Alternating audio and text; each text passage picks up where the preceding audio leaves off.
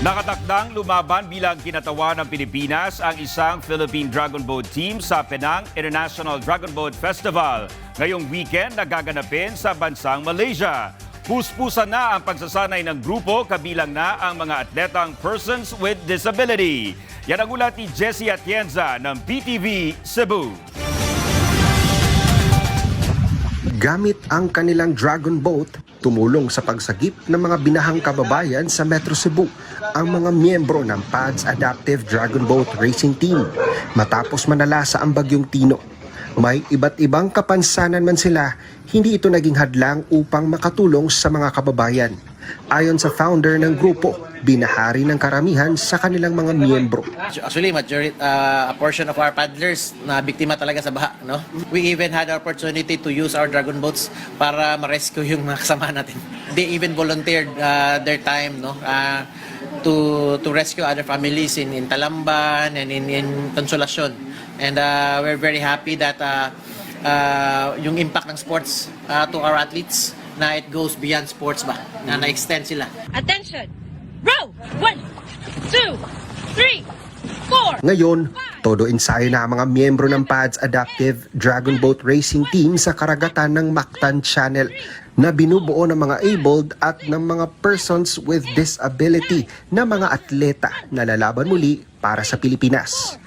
Para sa palahok sa Penang International Dragon Boat Festival 2025 sa bansang Malaysia ngayong 28 hanggang 30 ng Nobyembre. Actually, araw-araw po yung training natin.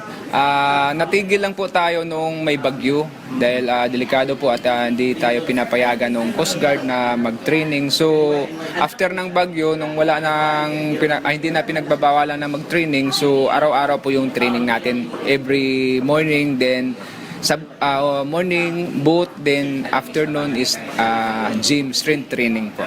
It goes to show that impact of PADS, no, has spread not only locally but also internationally na, no. The story of what our paddlers had to bring in terms of accessibility, in terms of inclusive sports, and the impact of sports to people with disabilities. Naabot na gid tayo on a global scale. So we're just very proud of the efforts and also of the achievements of our athletes. Ayon sa team, para maging organisado at sabay-sabay ang galaw ng lahat, kinailangang matuto ng mga coach at maging ng mga miyembro mag-adjust sa pamamaraan ng komunikasyon upang magkaintindihan ang lahat. We modify the sports para makaparticipate ang sino man regardless of their disabilities. So say for example, for our team sa Dragon Boat, we have a number of deaf paddlers. So for them not to struggle in communication or with the instructions, so instead of the deaf na mag-adjust sila sa karamihan, we train the coach in sign language or meron tayong ipoprovide na mga interpreter para makasabay ang deaf.